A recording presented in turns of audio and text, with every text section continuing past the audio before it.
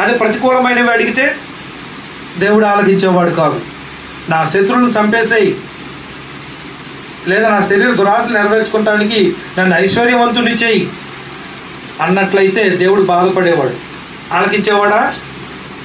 శరీర సంబంధమైనవి ఏవి అడగలా. నీ ప్రజలను, నీకెంతో ఇష్టమైన ఇశ్రాయేలీయులను పరిపాలించడానికి నాకు మంచి చెడులు వివేచించు వివేకము నాకు దయచేయి అన్నాడు. దేవుడికి ఎంతో ముచ్చటేసింది అలా అడిగినందుకు. చూడండి, బుద్ధి వివేకములు గల హృదయము నీకిచ్చుచున్నాను, బుద్ధి వివేకములు గల హృదయాన్ని నీకు ఇచ్చుచున్నాను. చూసారా, దేవుడు మనకి ఇవ్వవలసినవి చాలా ఉన్నాయి. మనం వీటితోనే ఆగిపోతాం. అల్ప సంతోషుల్లాగా అవి చాలు నా జీవితానికి అనుకుంటారు. చాలు అని భౌతికమైన విషయాల్లో అనుకోవచ్చు, కానీ ఆత్మీయ విషయాల్లో చాలు అనుకున్నారా అక్కడితోనే ఆగిపోతారు.